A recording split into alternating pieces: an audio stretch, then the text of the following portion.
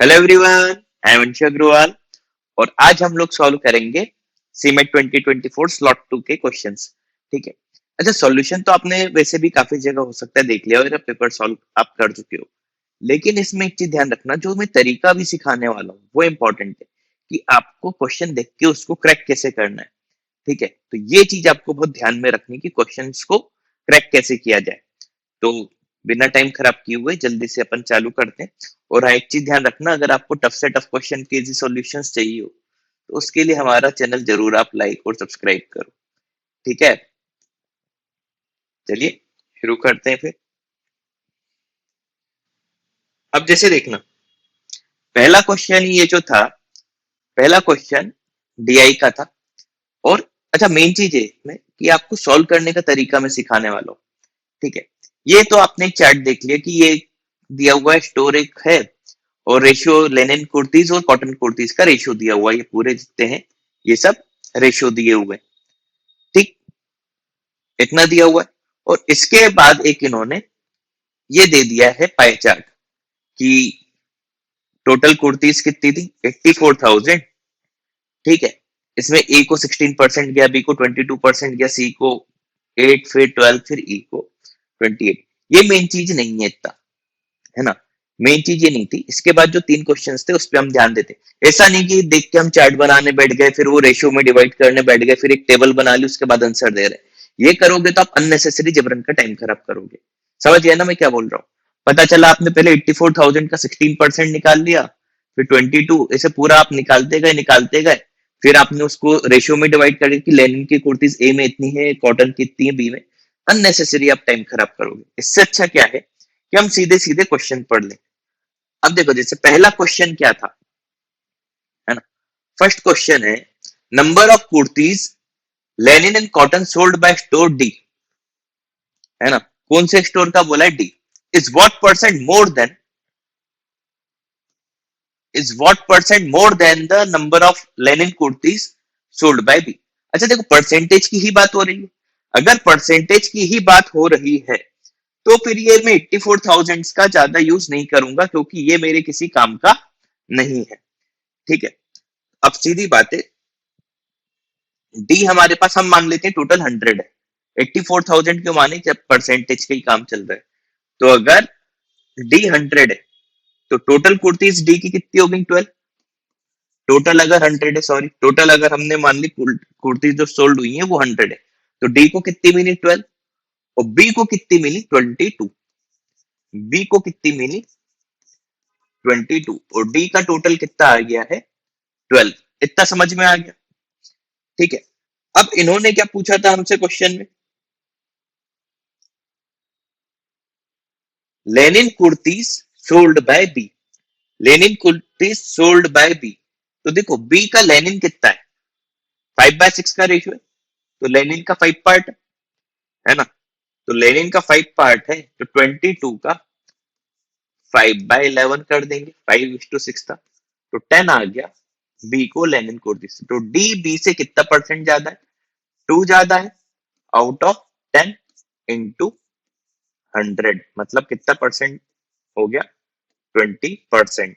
तो first question का जो आंसर था वो था ऑप्शन बी, 20%।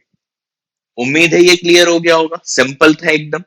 ठीक है, हमने 100 मान के कर लिया, हमने वो 84,000 का यूज ही नहीं किया। ठीक है, सेकंड क्वेश्चन देख लेते हैं। What is the difference between average number of linen kurtis sold bye D and E together and average. अच्छा, इस बार एवरेज पूछ लिया, मतलब वो डेटा का यूज मुझे करना पड़ेगा, है ना। लेनिन कुर्तीज का बताया है और कॉटन कुर्तीज का बताया है ना। इनका एवरेज का हमें क्या बताना है, डिफरेंस। इनके एवरेज का हमें क्या बताना है, डिफरेंस। क्लियर। अब ध्यान से देखना,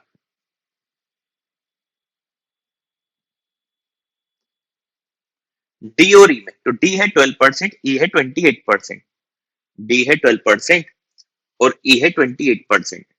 एक काम करते हैं, ये चीज तो मेरी हो गई, इसको मैं हटा देता हूँ।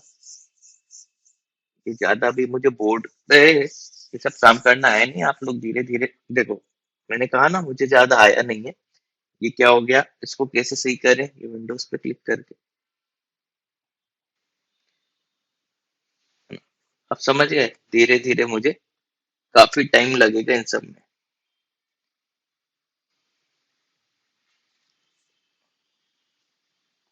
हाँ, ये आ गया। इसको ऐसे ही मिटा लो भाई। ठीक।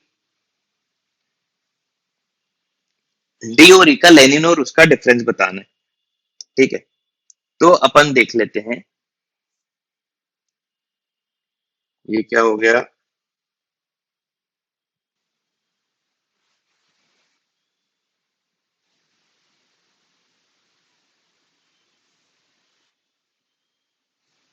अब आप भी सोच रहे होगे कि यार ये सर को क्या हो गया, है ना?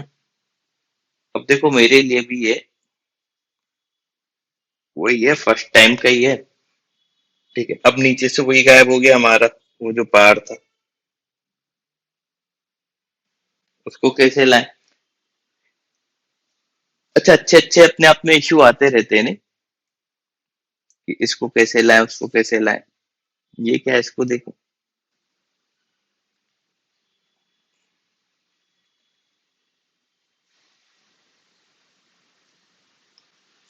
चलो एक चीज तो मुझे आ गई।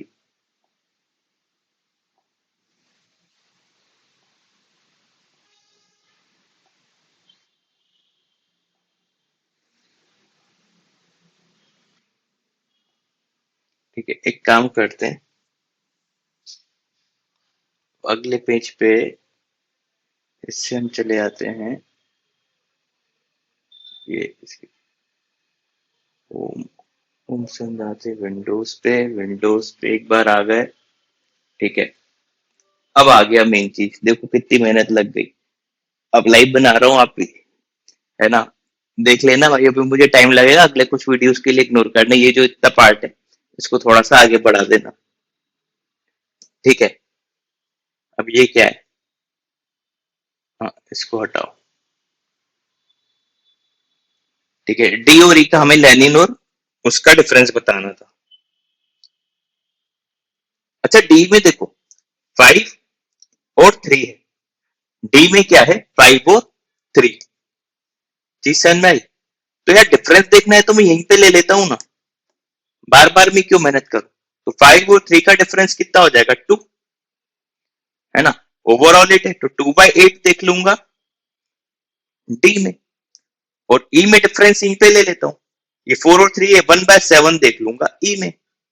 ठीक है, 2/8 और 1/7 इनको मैं ऐड कर देता हूँ। तो 2/8 ये सब होते हैं शॉर्टकट तरीके। तो 2/8 मतलब 1/4 ले लू। 1/4 डी है टोटल का 12%। तो 12% ये 2 जीरो आपके कैंसिल हो जाएंगे, तो 840 इंटू 12 प्लस वो क्या था? 1/7। ठीक है, तो 1/7 इंटू 840। ठीक है, 1/7 इंटू 840 इंटू ई कितना है? 28%। देखो इतना आसान था। तो ये 4 3 जाइए, 7 4 जाइए, 840 कॉमन आ गया आपका। ठीक है, इंटू 4 + 3 7। एवरेज की बात हुई थी तो डिवाइडेड बाय 2 कर दो।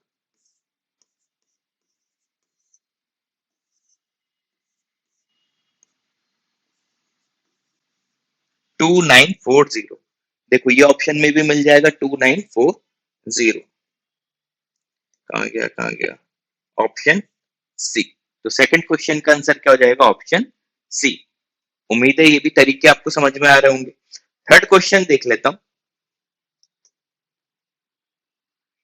What is the respective ratio between number of kurtis linen cotton sold by store C and number of linen kurtis sold by store F?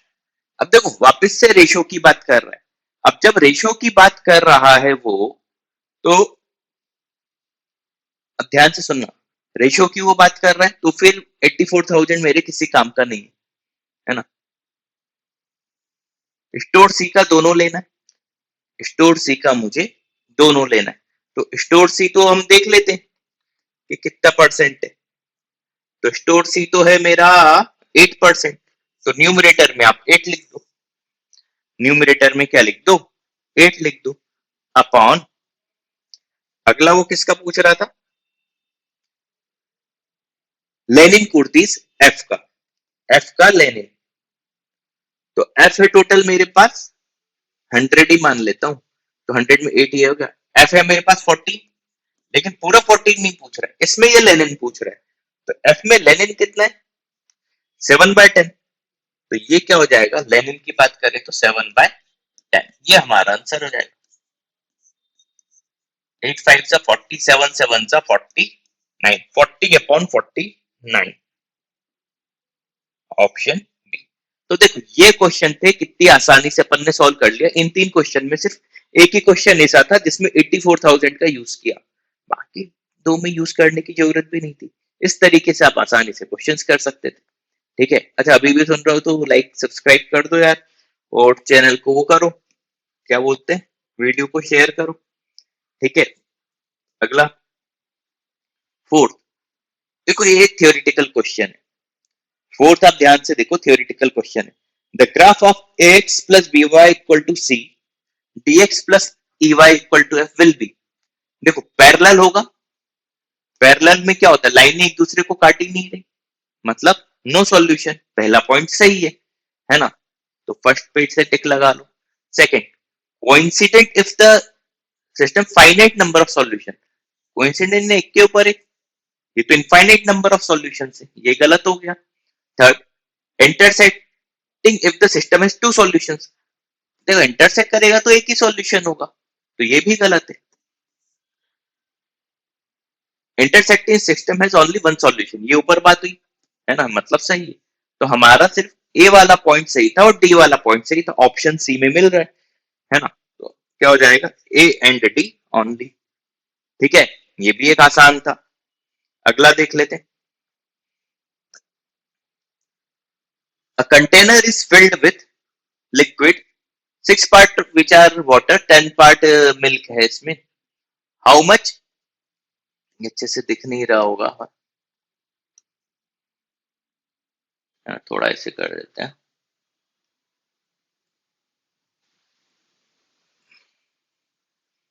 है ना। How much of the mixture must be drawn off and replaced with water so that the mixture may be half water and half milk? ठीक है, पढ़ लिया, simple लग रहा होगा। इस टाइप के क्वेश्चंस आप पहले कर चुके होंगे। कैसे करना है भाई, अब देखो, पहले हम सिर्फ मिल्क की बात करें तो मिल्क है 10/16, टोटल 6 + 10 16 हो जाएगा, तो 10/16 को मैं 5/8 लिख सकता हूँ। दूसरे में जब मिला है तो हमारे पास मिल्क है ही नहीं क्योंकि वाटर मिला है। ओवरऑल हाफ ऑफ चाहिए इसको, यानी हाफ मिल्क होगा हाफ वाटर होगा, इस 1/2 माइनस 0 1/2, और 5/8 माइनस इसको 4/8 लिख दो तो ये क्या हो जाएगा 1/8। रेशियो देख लोगे 4:1 आ जाएगा।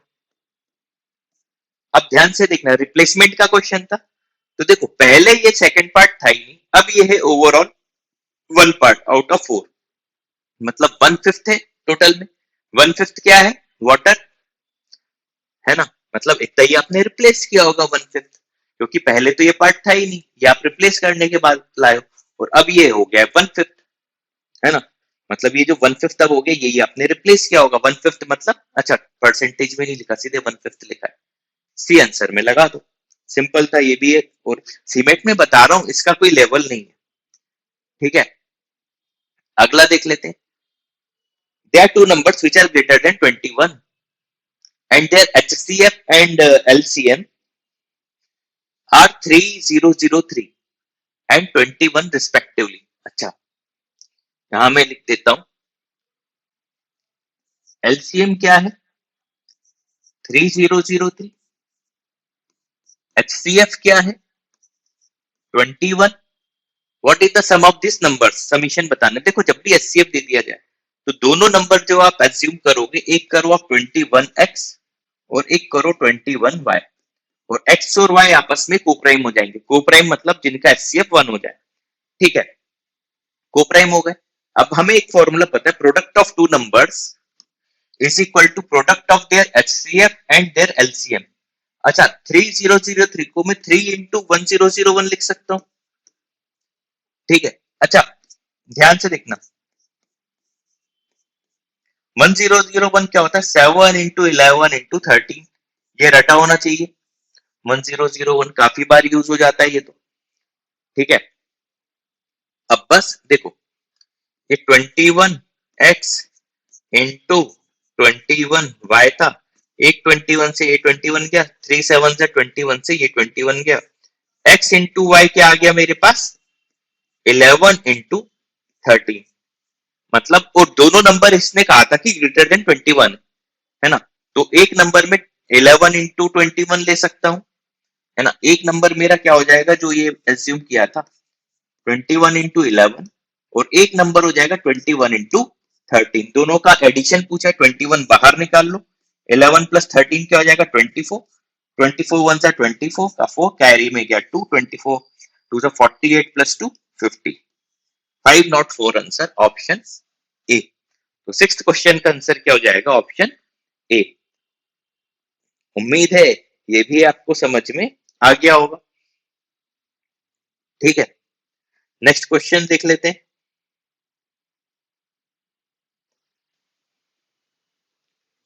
मैच द लिस्ट, ये मैच द कॉलम टाइप के आजकल क्वेश्चन आ रहे हैं। ठीक है, ये आप चाहो तो कर लो। ठीक है, सिंपल सा है, डिस्काउंट, डिस्काउंट दिया परसेंटेज। अब इधर ध्यान से देखो 65 आप 55 दे रहे हो, 65 का 55 कर रहे हो, 10 रुपीज का डिस्काउंट दे रहे हो है ना, आउट ऑफ 65 इन्हें 10 बाय 65 लिखोगे, 10 बाय 65 मतलब 5 बाय 13, 1 बाय 13 7.66 होता है, कुछ रेशियो पता होना चाहिए है ना। ठीक है, तो 7 5 सा, एक सेकेंड, डिस्काउंट, अच्छा सेल प्राइस 55, 10 अपॉन ये 2 बाय 13 होगा ना, ये हो जाएगा थोड़ी थोड़ी सी गलती, 5 से कैंसिल हुआ तो 2 बाय 13, तो 7.66 इंटू 7.6 भी मान लो इंटू 2। ठीक है, तो 7 टू जा 14 और 0.6 था तो 15 पॉइंट समथिंग आएगा, मतलब ए का आंसर हो जाएगा 2, इसका आप लिख लो ए यहाँ पे आएगा है ना। अब ऑप्शन भी देख लेते हैं, तो देखो ए का 2 बी और सी में दिख रहा था, ए का 2 बी और सी में दिख रहा है, मतलब अभी ए का तोड़ सॉल्व कर लेते हैं। ठीक है,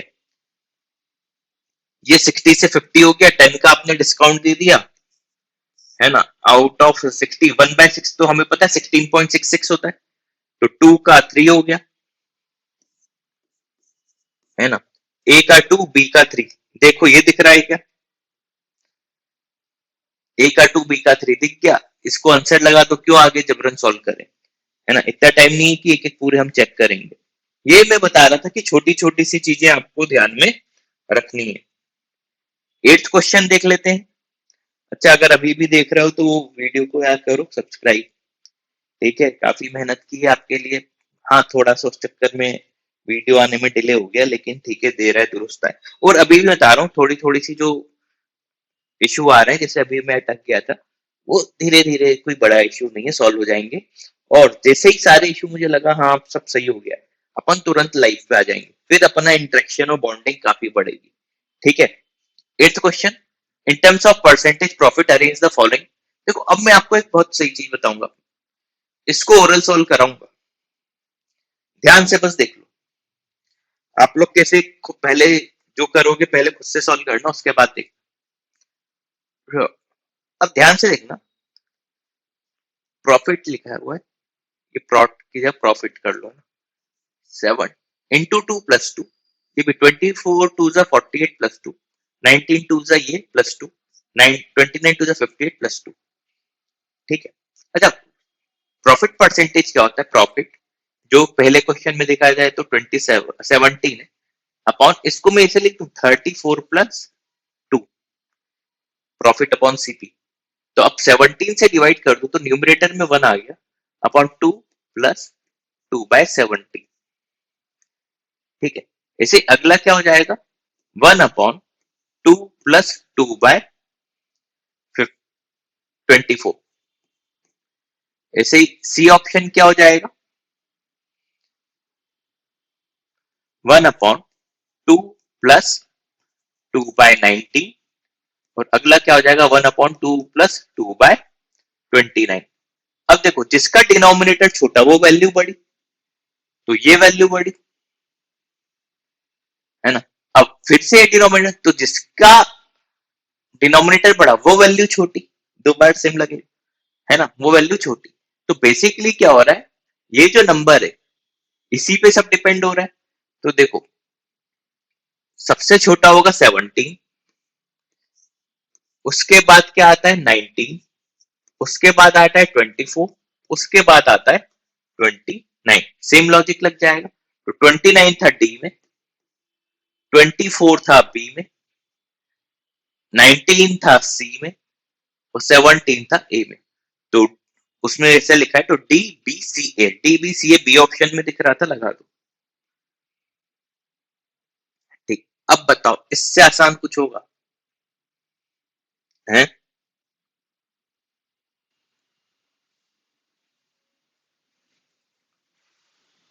पसंद नहीं, इससे आसान क्या लगते तरीका? ठीक, दो बार बस वो लग गया। ये तरीके होते हैं जो हमें एग्जाम में टॉपर बनाते हैं। नहीं,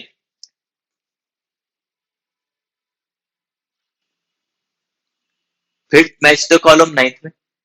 अब यार ये क्वेश्चन तो मैंने कहा था ना, इवन अगर आपने मेरा कल का वीडियो देखा हो जिसमें मैंने कहा था कि किस टॉपिक से इजी आते हैं किस टॉपिक से टफ, तो मैंने कहा था कि प्रोबेबिलिटी के बच्चों टाइप के क्वेश्चन पूछते हैं।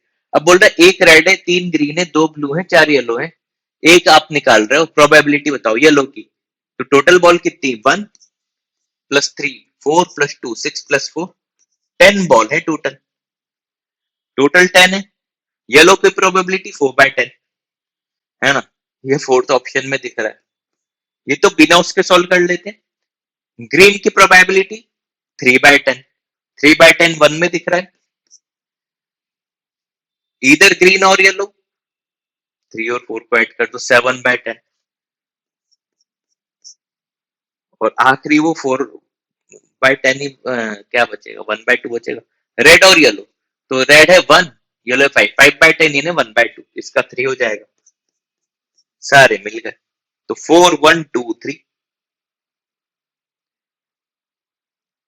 4 1 2 3 इसमें मिल गया सी आंसर में। था आसान। लास्ट क्वेश्चन, फिर अगले पार्ट में बचे हुए 10 हम कर लेंगे। ठीक है, चलो। Ice cream completely filled with a cylinder of diameter A is to be served completely filling identical disposable cones। so diameter उसकी वो दे दी, number of cones पूछे होंगे यहाँ maximum, तो वही होता है n number of cones into volume of cone। कितने लगे, ये टोटल किसके होगा वॉल्यूम ऑफ सिलेंडर के, तो n into volume of cone 1/3 by r square. R इसका क्या है, डायमीटर 4 है तो रेडियस 2 हो जाएगी, 2 का square 4, 1/3 pi r square. H इसका है 7 is equal to volume of cylinder pi r square h, r है उसका 35/2 पाई आर स्क्वायर, एच उसका क्या है 32। बस इतना सा था, सॉल्व कर लेते हैं। पाई से पाई कैंसिल, 7 5 जा 35 है ना, 2 2 जा 4, 4 8 जा ये, 4 2 जा ये, 3 5 से इधर आ गया। n की वैल्यू अब देखें तो 5 3 15 इंटू 2 इंटू 35, 15 2 जा 30 इंटू 35, 35 3 जा 105, आगे एक जीरो और लगा दो 1050, ऑप्शन सी। तो 10th क्वेश्चन का आंसर क्या हो जाएगा, ऑप्शन सी।